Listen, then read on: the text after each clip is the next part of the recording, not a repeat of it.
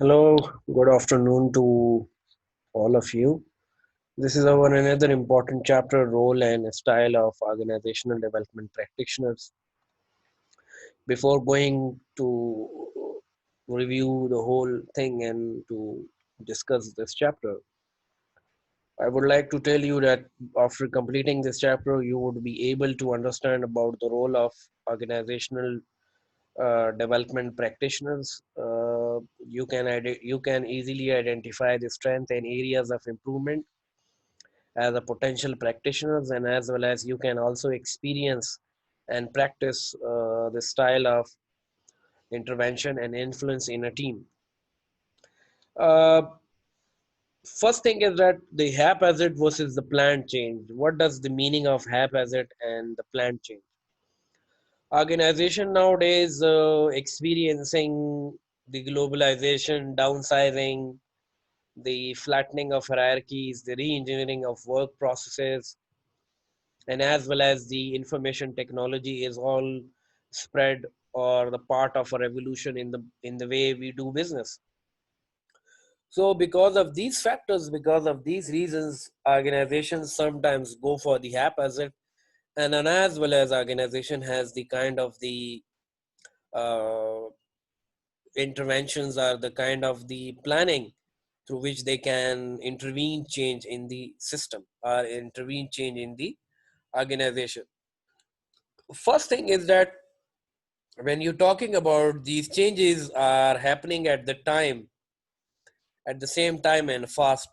The second thing is that these changes interact business and society are in the midst of a revolution comparable to the industrial revolution.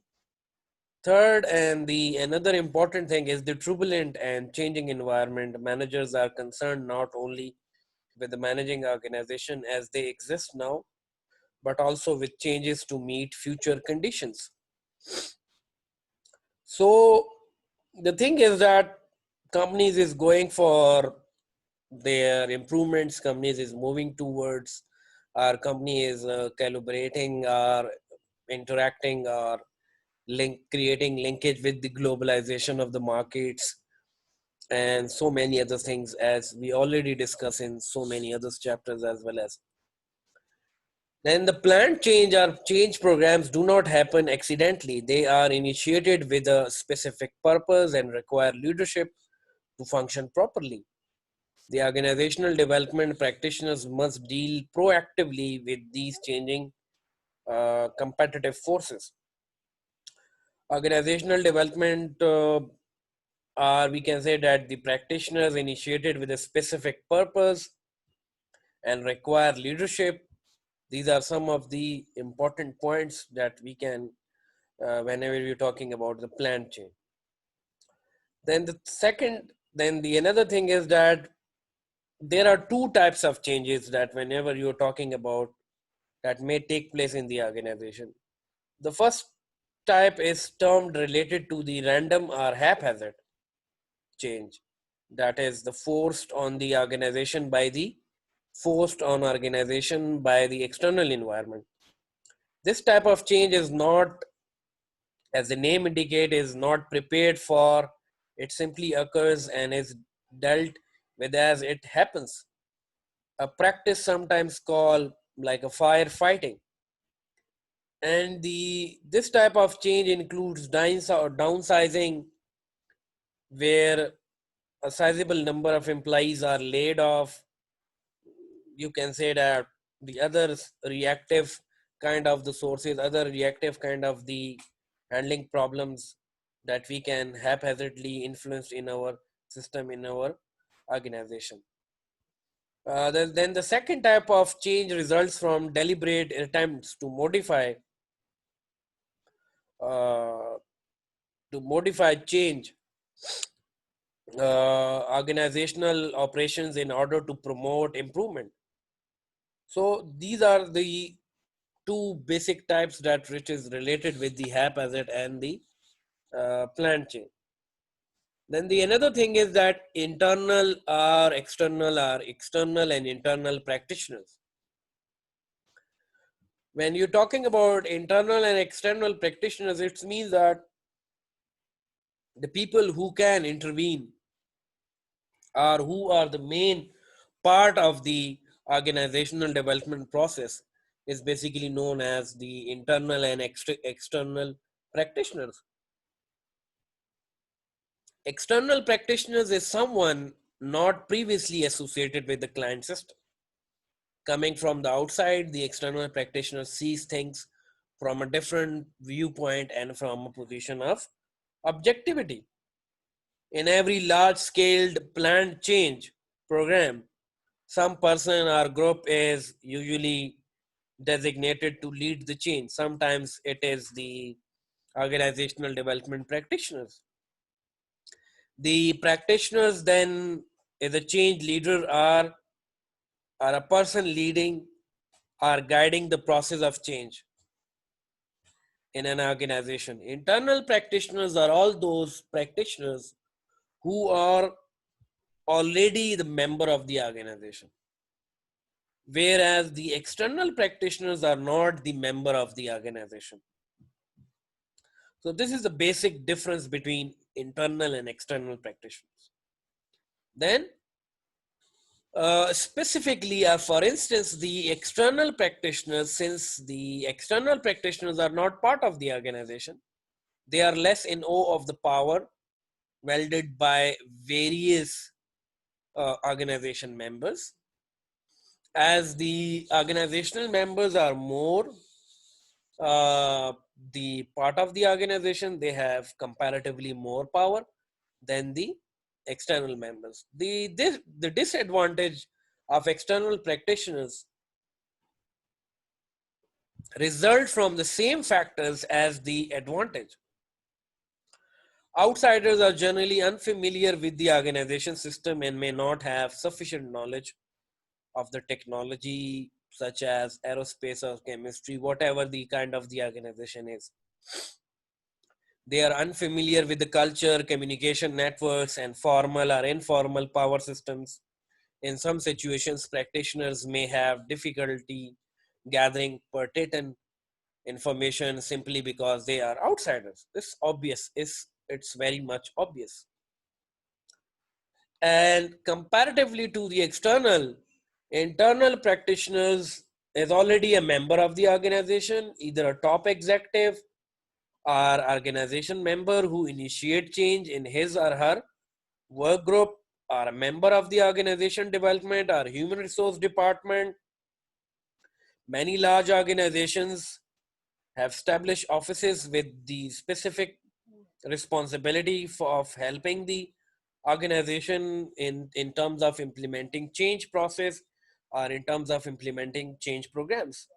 So these are all this is the explanation of internal practitioner. Furthermore, internal practitioners have certain advantages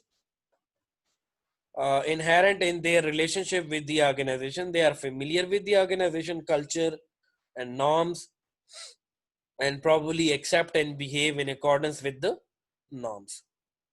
So the when you're talking about the external and internal practitioner team, the implementation of a large scale change program is almost impossible without the involvement of all levels and elements of the organization. So this the involvement with the is almost impossible without the involvement of all levels and elements of the organization. One approach to creating a climate of change uses a team formed of an external practitioners working directly with an external or internal practitioners to initiate and facilitate change program known as the external internal practitioners team. This is probably the most effective approach. Now, what does the meaning of this internal and external practitioners is that are when we why organization is going for this team is basically that to create a link between the sources, create a link between the people, create a link between the external and internal practitioners for the effective results. Because of the fact is that, as already we discussed in the previous slide, in the previous discussion that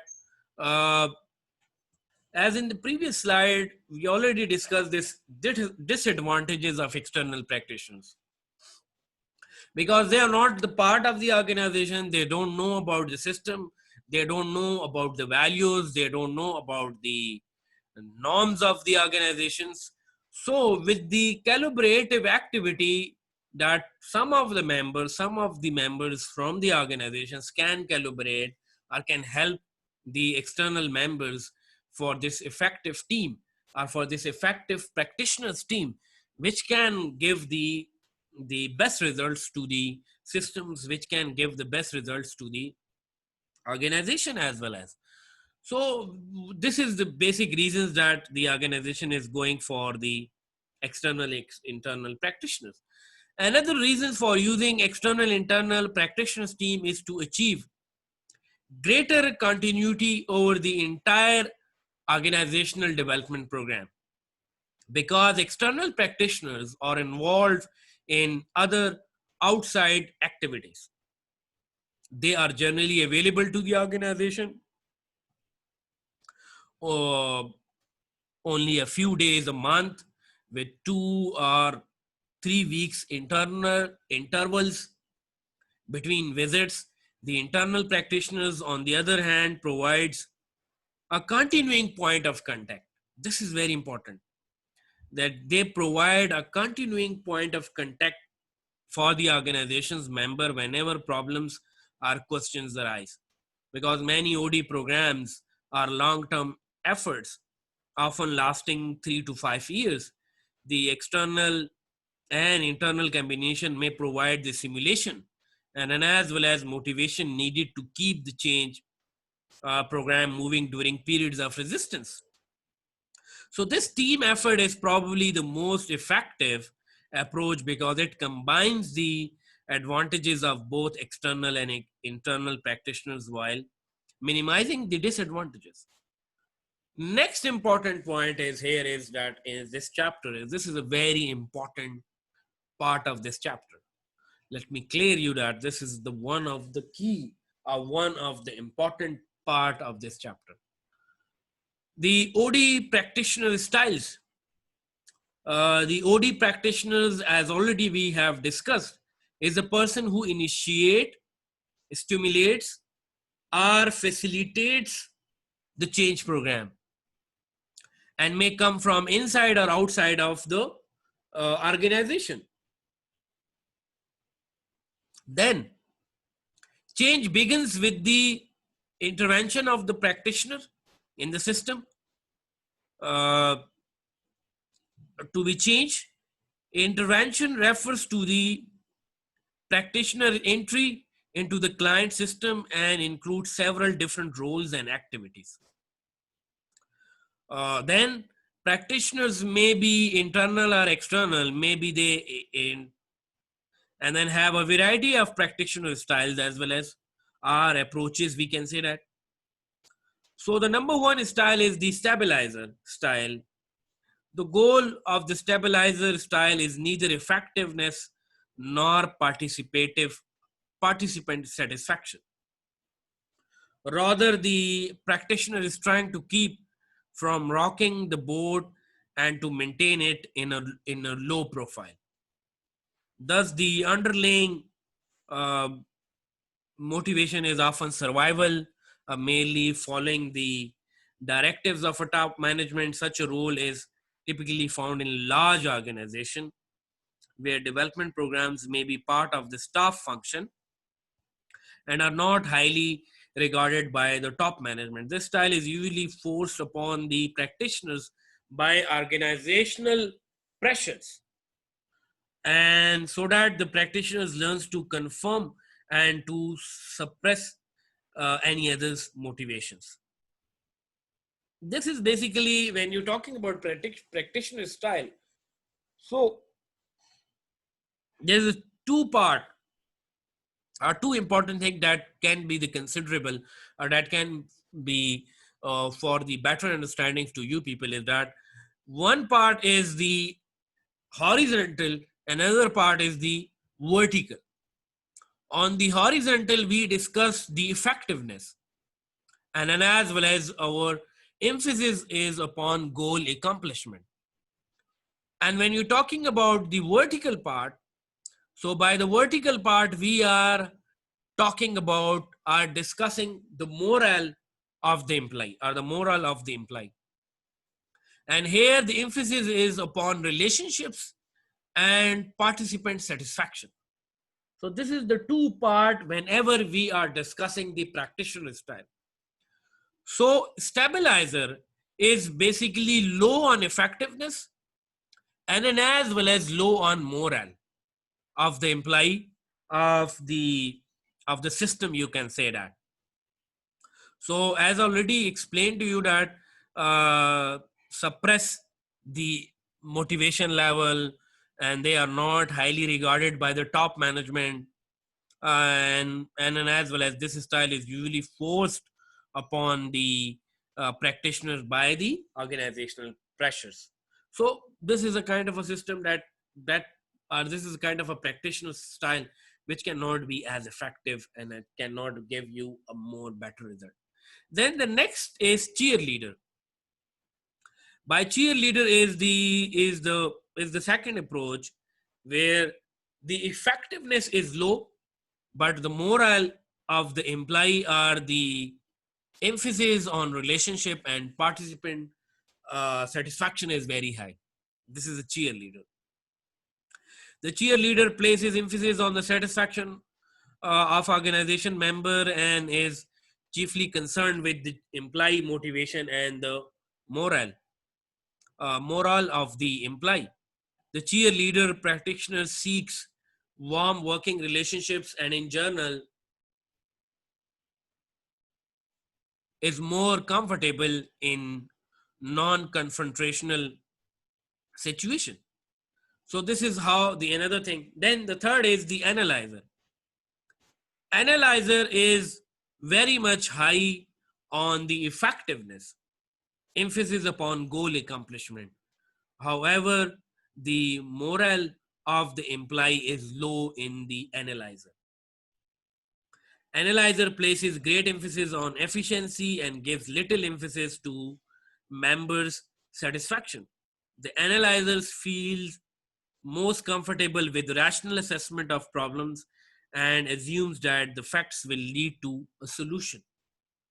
Practitioners of this type may quite confrontational, using relying on authority to resolve conflicts and on rational problem solving processes. The fourth one is the persuader. Persuader is basically the middle part, or you can say that they can give the half of the they can give you, or you can say that if you score it, so persuader is 5-5 score, the middle of the road, you can say that they can give half to the effectiveness and they can give half to the moral of the employee as well as. So the analyzer is give emphasis, great emphasis on efficiencies. So sorry, the persuader is giving focus on both dimensions, effectiveness and the moral of the employee. Yet emphasizes neither. Such a style provides a relatively low risk strategy, yet avoids different confrontation with other forces as well as. The last one is the pathfinder. The pathfinder seeks to both a high degree of effectiveness and a high degree of member satisfaction, believing that the greater effectiveness is possible when all members are involved and problem solving is done through teamwork. So this is the pathfinder. So these are some of the different styles. I already explained you that you can draw a line on your books, on your notes. For this understanding is that one line can draw on a horizontal and one line can draw on a vertical. From one, uh, from the left side you can write down the low and the right side you can write down high. In the middle of the line of the horizontal line, you can write down the effectiveness. Here the emphasis upon goal accomplishment, and when the vertical is low and high is the morale of the employee is that they can focusing on the more relationships and participant satisfaction. So this is the difference between the different styles and how this works in the organization, and how effectively they can give importance to the organization as well. As next is the next part of the chapter is that the intervention process involves a collaborative relationships between a practitioners and a client system. OD practitioners may have a variety of styles and as well as philosophies, approaches, but they generally perform a certain set of functions with regard to the client system. These functions include helping the client determine its current level or state data gathering, assisting in a collaborative analysis or problem areas and planning strategies of change, diagnosis, and third, intervening and facilitating change from the current level to some ideal or desired level. Uh, and the thing is that these thing is already has when you talking or when you intervene or the practitioners intervene in the system, so they go based on that their data gathering, then they assess the activities of the organization through the problem identification, through the problem planning and strategies for the change diagnosis, and then intervening and facilitating change from the current to the ideal or desired level. The readiness of the organization for organizational development is, are the learning goals of organizational development appropriate? Number one thing is the cultural state of the client system ready for the organizational development? Are the key people involved? Are members of client system prepared and oriented to organizational development? This is very important. This is very important because if your client system or if your client is not motivated, so you cannot implement any kind of the change.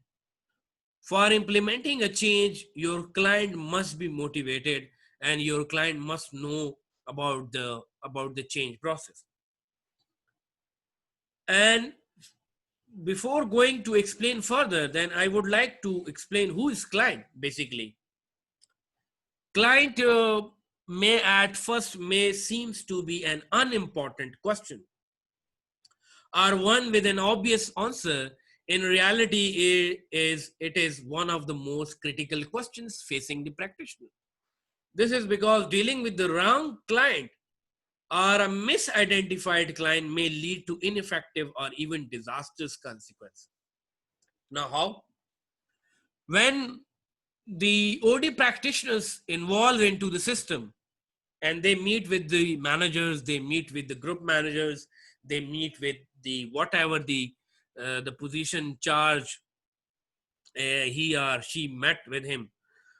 So there is a chance, there is a possibility that the practitioners meet with those person who has not the ultimate power, who has not the ultimate decision making authority, you can say that. So in this case, the practitioners all activities or practitioners all meetings can give a disastrous consequences, because of the fact is, if your owner or the final decision maker or the final person does not support you or does not support the idea of the internal person with and as well as the practitioner's idea, so the whole process, the whole activities in the organizations for as far as the change or as far as the organizational development is concerned will give you a very negative response. So this is very important that first we have to understand about who is the client. Then The other thing is the intervention. Practitioners, whether external or internal, actually begin to intervene when they contact with the client system. Intervention refers to a coming between or among members or group of an organization for the purpose of effecting the change. Intervention refers to an array of planned activities participated in by both practitioners and the client, including shared observations of the process occurring between members of a group or of an organization. Then, moving further, organizational development practitioners' role in the intervention. Uh, the other thing is that the organizational development practitioner's role in the intervention is the communication, members' roles and functions in groups, group problem solving and decision making, group norms and growth, and leadership and authority. These are some of the important things that the OD practitioner's role when they are intervene or when they are in the process or in the stage of the intervention. They can strongly, they can moving on the in the communication. They can find out the members' roles and functions in the groups. They can meet with the peoples. They can interact with the people. They can tell the objectivity for the purpose of the interventions, for the purpose of the change. They can explain every specific reason to the members, to the individuals who being involved or who are directly or indirectly connected with the change system. Then group problem solving and decision making. Then your practitioners involved in the group solving and as well as group norms and growth and leadership and authority. So who will be the person has the authority? Who will be the person who can take the decisions? Who will be the persons might be to whom you can interact, to whom you can involve it? So these are all the considerable points that can be the concern for the OD practitioners in the whenever they are in the process of the intervention. Then the OD practitioner skills and activity. The number one thing is the leadership. Leaders keep members focused on key company values and on opportunities and a need for improvement.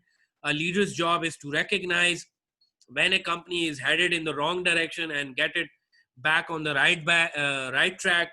Project management, this means involving all the right people and departments to keep the change program on track. Communication is, it is very vital to communicate the key values to everyone in the organization.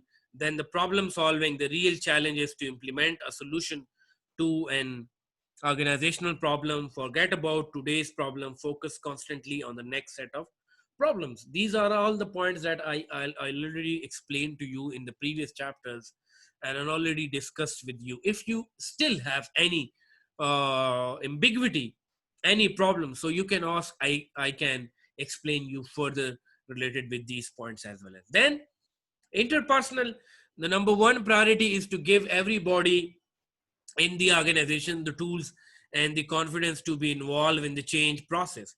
This includes facilitating, building relationships, and process skills. And the last point is the personal, that you can say that the confidence to help the organization make tough decisions, introduce new techniques, try something new, and see if it works or not. These are the skills and activities that OD practitioners can work on it, and they can see the organization activities with reference to the all the requirements of the practitioner. That is like team development, corporate change, strategy development, management development, employee career development, technology integration. So these are all the basic things that is the major concern for the OD practitioners. Then forming the practitioner's client relationship. Important thing is that client sponsor and client target system. The practitioner client relationships examined by viewing it as a system of interacting elements, and these elements might be the internal and external OD practitioners or managers who initiate the change program aimed at improving the effectiveness of the client system. The second element with the client system is the client sponsor, who will be a sponsor's person or the contact person to whom we will contact. This is a person or group within the client system who has requested the practitioner's help and interfaces with the practitioner. The third element consists of organization unit or units that are to be changed. That is, the client targets A or B. Uh, for example, that what you want to intervene, what you want to change, what in which system you want to change. Either that is the A or either that is the B. So these are the elements. These are the set of behaviors and values that have been traditionally practiced, and these are the some of the elements. For example, in an OD program for a division of medium-sized manufacturing company, the client contacts were the vice president of industrial relations and the division manager, also a vice president. The target system was the division with the goal of developing a more participative managerial style and increasing productivity. The members of the division, however, had little voice in determining the proposed change program. It was found in preliminary discussions that some were strongly in favor and in the changes, whereas others were strongly opposed or even hostile to them. So these are the difference between a client system and a client uh, target system. Developing a trust relationship is that question is, how do you see the organization? Applied expertise advising one possible intervention is a team building reflection. It sounds like you would like to see a participative form of leadership. Interpretation from your description, inter-team conflict could be the problem. Self-disclosure, I have felt discouraged myself when my ideas were rejected. Silence says nothing.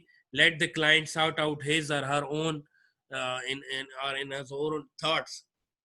So trust relationship is very important.